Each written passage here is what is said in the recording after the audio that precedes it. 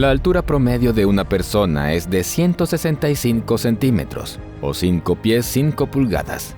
Los mamíferos más grandes y pesados que jamás hayan existido en la Tierra fueron los Indricotheriums. Medían casi 5 metros o 16,4 pies de alto y pesaban entre 17 y 20 toneladas. Las especies de la familia de los calamares gigantes de aguas profundas pueden crecer y alcanzar tamaños enormes, con la última estimación de hasta 13 metros o 43 pies. Históricamente, nuestro planeta ha visto muchos de estos gigantes, pero ¿por qué la naturaleza crea animales de diferentes tamaños? ¿Por qué algunos animales son grandes y otros pequeños? ¿Cómo se define esto? ¿Hay límites en cuanto al tamaño? ¿Por qué los dinosaurios eran tan grandes y ahora no existen tales organismos vivos? ¿Es bueno ser enorme? ¿Y es posible que exista un Godzilla o un King Kong real? Profundicemos para descubrir esto y mucho más. Animales gigantes.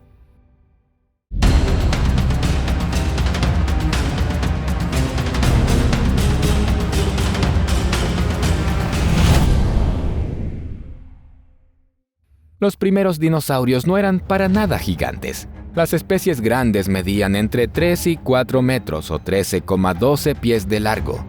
Y las pequeñas literalmente estaban por debajo de tus pies, alcanzando incluso menos de 50 centímetros o 1,64 pies y con un peso de hasta 2 kilogramos o 4,41 libras. Pero luego algo cambió y los dinosaurios crecieron rápidamente, generación tras generación. Las especies bípedas llegaron a los 13 y 14 metros, o 45,93 pies, y los cuadrúpedos podían crecer hasta 25 y 35 metros, o 114,83 pies de largo. Los poseedores de récords como el Diplodocus hallorum alcanzaron los 39 metros o 128 pies. Incluso se lo llamó Seismosaurus, lo cual es simbólico ya que seismos en griego significa terremoto. Los pasos de estos gigantes serían fácilmente registrados por instrumentos sísmicos como si fueran ligeros temblores. A primera vista, puede que no te impresionen estas cantidades de metros. No estamos hablando de kilómetros, pero todo cobra perspectiva cuando se compara visualmente con una persona. En toda la historia de nuestro planeta, estos reptiles siguen ocupando el primer lugar de los animales terrestres más grandes. Es difícil comparar a nuestros elefantes modernos con ellos, e incluso a cualquier mamífero antiguo también. Por ejemplo, los mamíferos más grandes y pesados que jamás hayan vivido en la Tierra son los Indricotherium. Medían casi 5 metros o 16,4 pies de alto y pesaban entre 17 y 20 toneladas. Vivieron hace 20 a 30 millones de años en múltiples partes de Asia y se alimentaban principalmente de hojas y ramas. Ahora bien, ¿cómo es posible que dos grupos de animales tan exitosos evolutivamente sean tan diferentes en cuanto al tamaño? Parte de la respuesta se encuentra en la forma en que producen a su descendencia. Como tú y como yo, el Indricotherium era un mamífero placentario. Esto significa que el animal lleva a su cría en su propio útero hasta el momento en que se vuelve más o menos viable. Los mamíferos grandes como las jirafas, los rinocerontes o los elefantes tienen una cría a la vez, y el periodo de gestación es bastante largo.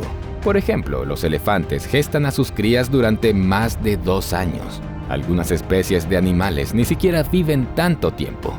Pero los dinosaurios más grandes no necesitaban dar a luz a sus crías porque simplemente ponían huevos.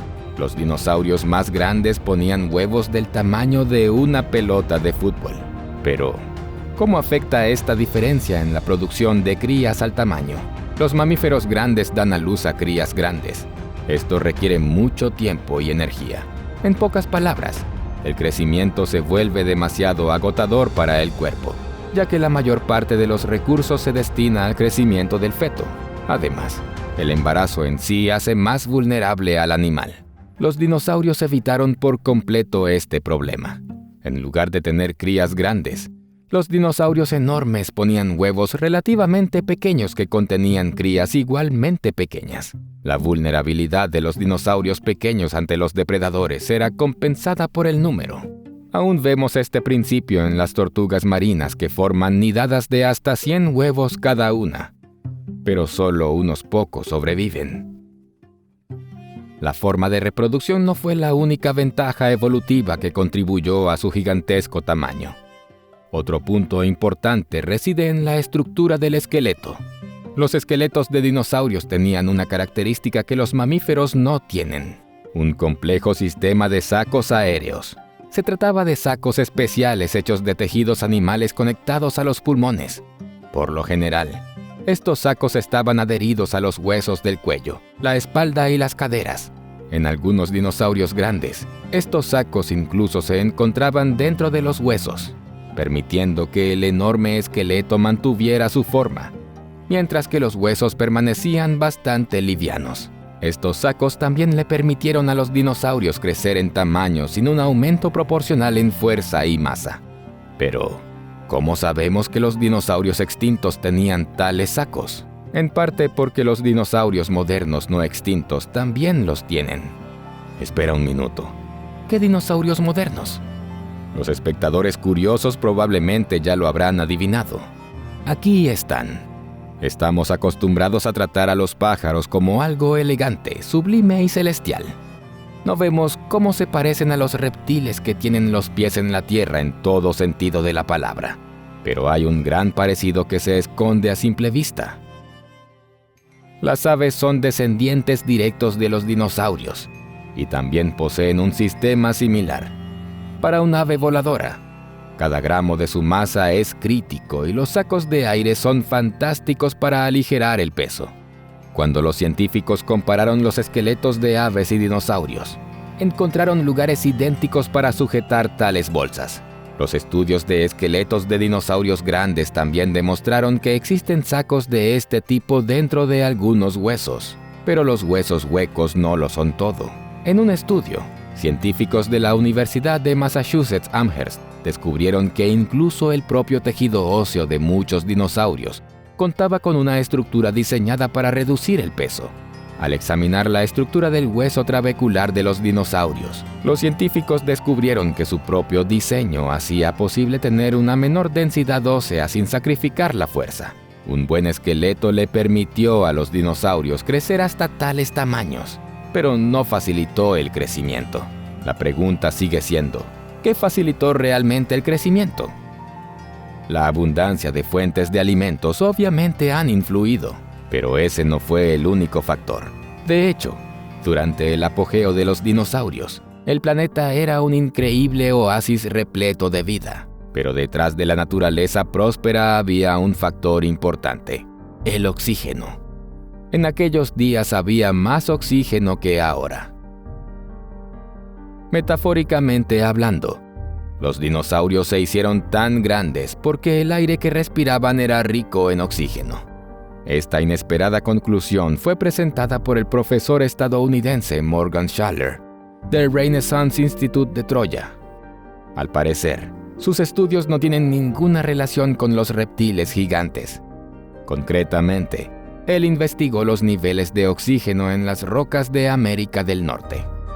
Analizamos rocas de la meseta de Colorado y de la cuenca de Newark que se formaron al mismo tiempo a 1000 kilómetros de distancia en el supercontinente Pangea, afirma el científico. Nuestros resultados muestran que hace 215 millones de años, en un periodo de solo 3 millones de años, un plazo muy corto geológicamente hablando, el nivel de oxígeno en la atmósfera pasó del 15% al 19%. Aún no está claro por qué sucedió esto, pero el científico notó que casi al mismo tiempo, los dinosaurios comenzaron a aumentar drásticamente en tamaño. El profesor de la Universidad de Bristol, Michael Benton, al comentar este estudio, también señaló la evidente dependencia de un aumento brusco en el tamaño de los dinosaurios del mayor contenido de oxígeno.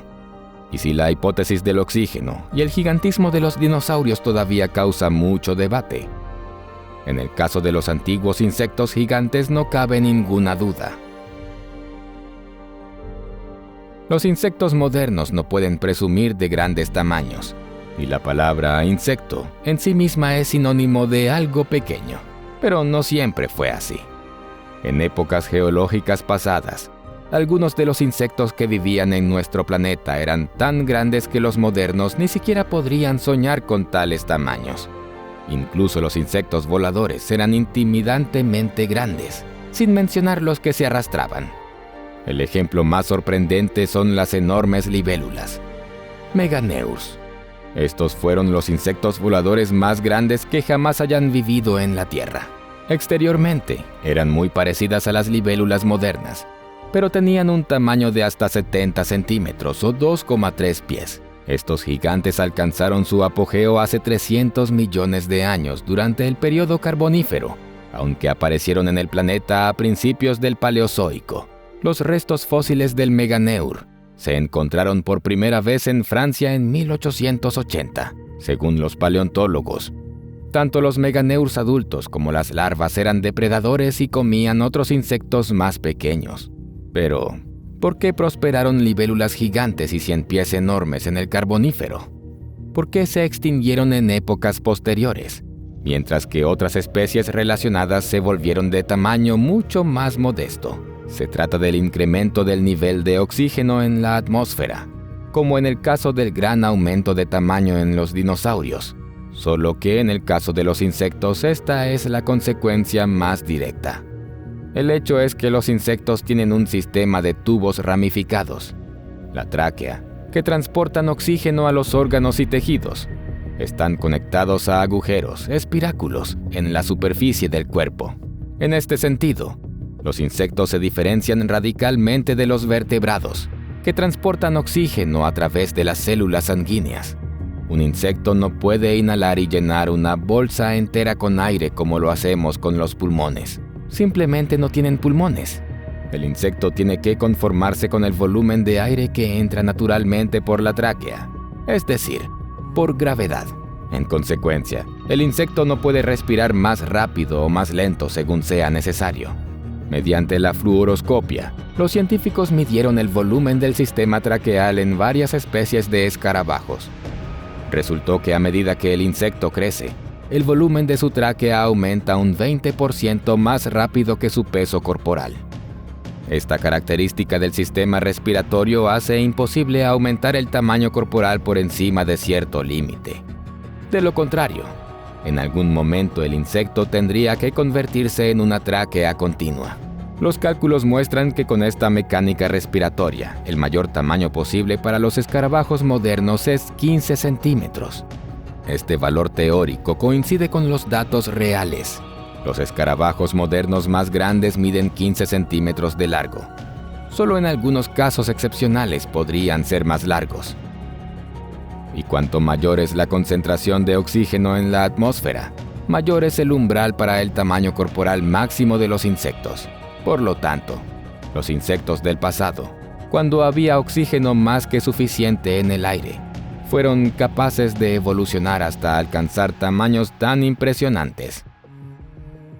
Con los insectos todo está claro. Entonces, ¿cuál es el umbral de tamaño para otros animales? ¿Es posible que exista un Godzilla o un King Kong? No todo es tan simple con Godzilla, pero en cuanto a King Kong, simplemente no puede existir.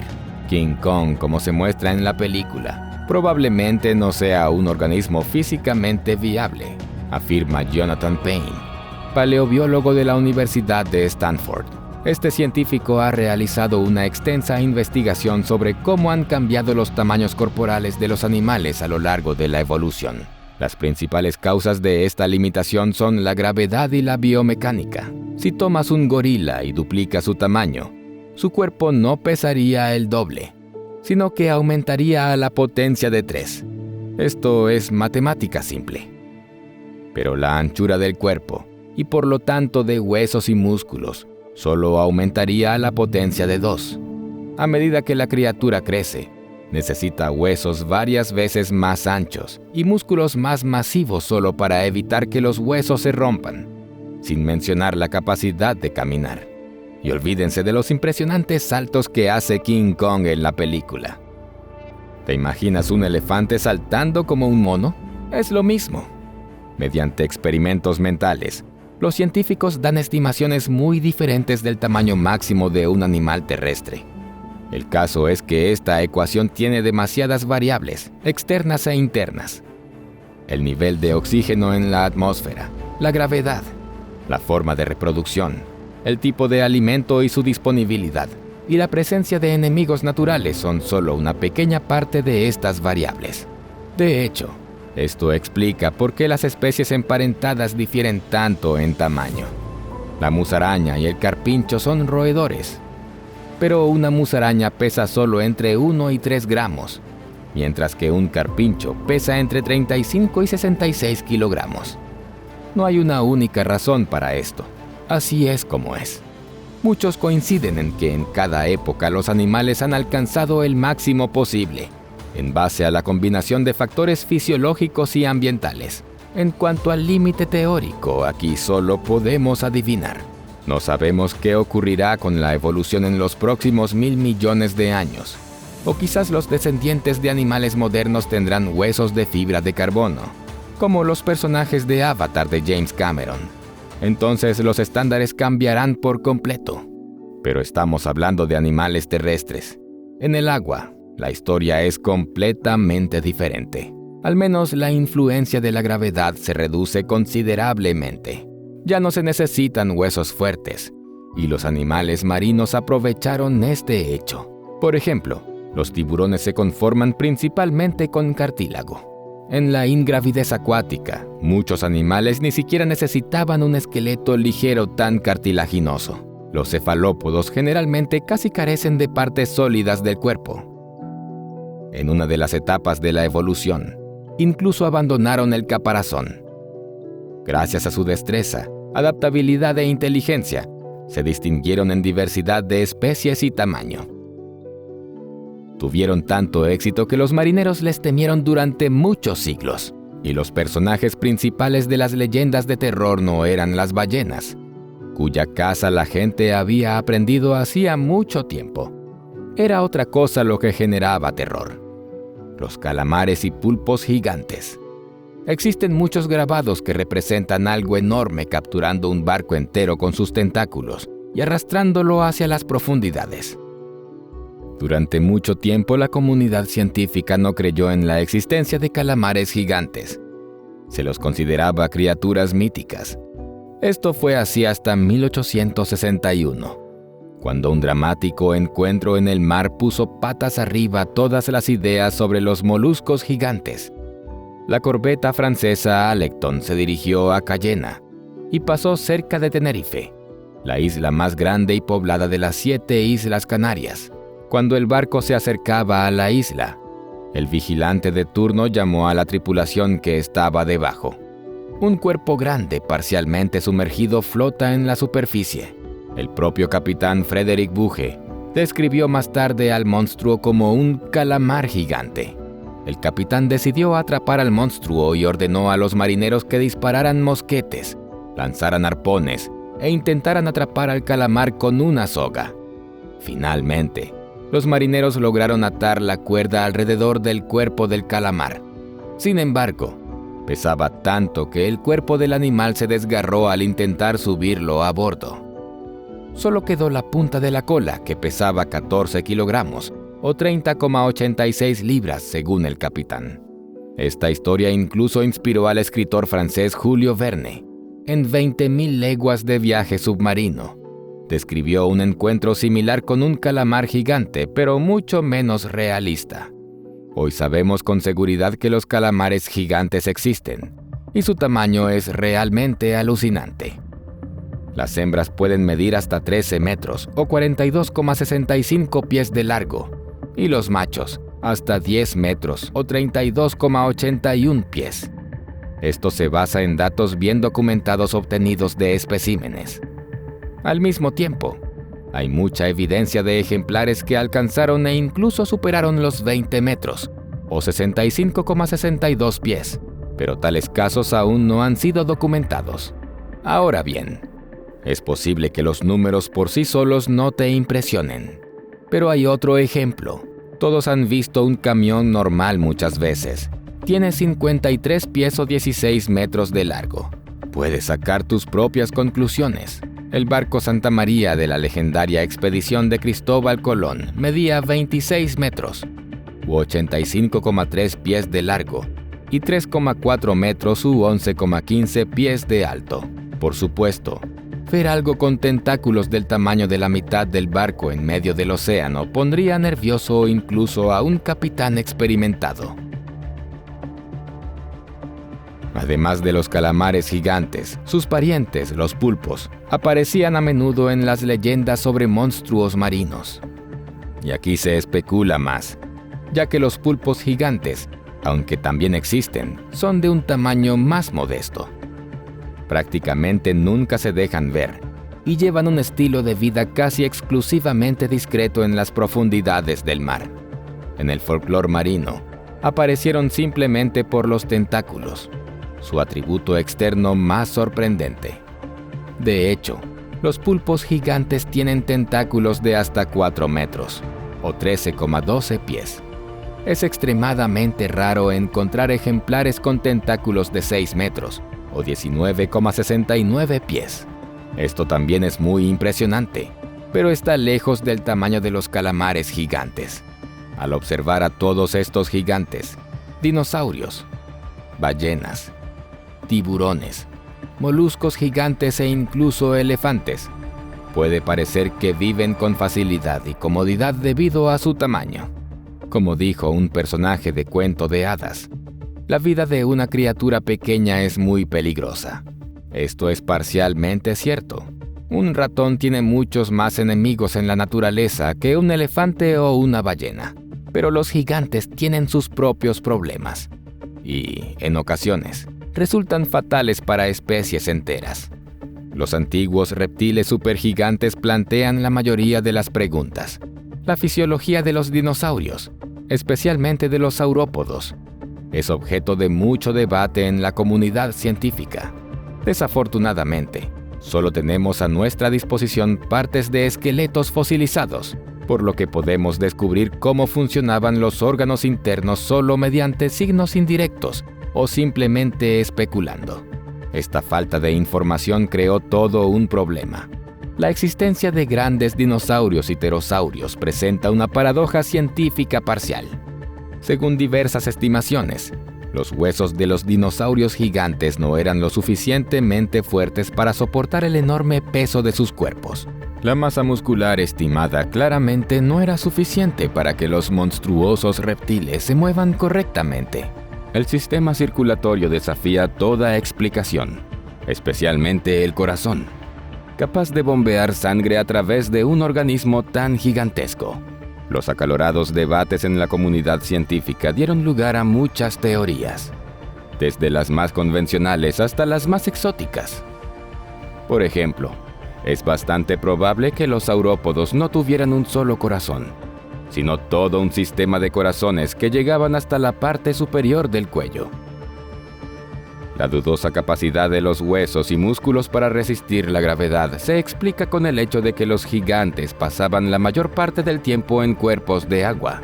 Existen teorías desesperadas que sugieren que en aquellos días, la Tierra tenía una gravedad mucho más débil.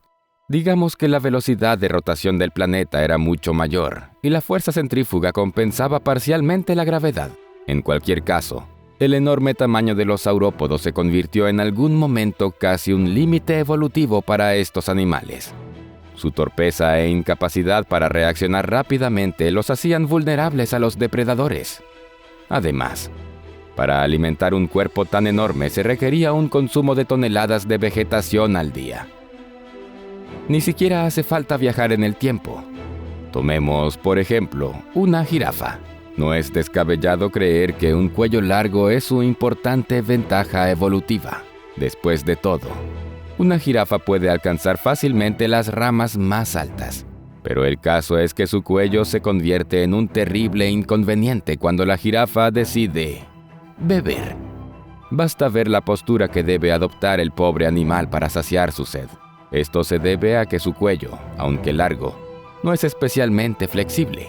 Tiene solo 7 vértebras, como la mayoría de los demás mamíferos. Sí, y también le cuesta comer. Quienes no han visto una jirafa en persona a menudo creen erróneamente que se parece a un caballo con un cuello largo. De hecho, la jirafa es enorme. Los machos pueden medir hasta 6 metros o 19,69 pies de alto, y un tercio es el cuello. En algunos individuos, una persona baja puede pasar debajo del estómago de la jirafa sin agacharse, y esto nos lleva de nuevo al problema del suministro de sangre. Solo podemos adivinar cómo funcionaba todo en los saurópodos, pero con las jirafas todo está claro, y el panorama, debo decir, es ambiguo. El corazón de la jirafa es enorme y pesa 12 kilogramos o 26,46 libras. Bombea sangre a una velocidad de 60 litros por minuto, creando una presión 3 veces mayor que la de los humanos. La sangre de la jirafa es mucho más espesa que la nuestra. Todo esto suena bastante desalentador en cuanto a posibles accidentes cerebrovasculares y otros problemas cardiovasculares. Pero por ahora las jirafas están bien protegidas. Los estudios han demostrado que el gen FGFRL1 de las jirafas difiere de un gen similar en otros rumiantes en hasta 7 aminoácidos. Y estas diferencias contribuyen a un sistema cardiovascular mucho más estable y, al mismo tiempo, fortalecen el esqueleto. Quizás los saurópodos tenían exactamente el mismo truco de vida. Sin embargo, la supervivencia de las jirafas a largo plazo depende en gran medida de este hilo genético bastante delgado. Y bastaría una mutación aleatoria que altere el gen FGFRL1 de enfermedades cardiovasculares y óseas para borrar rápidamente a las jirafas de la biosfera del planeta. Lamentablemente, los animales gigantes y hermosos en su gigantesca belleza a veces resultan muy frágiles ante los más mínimos cambios ambientales y fisiológicos.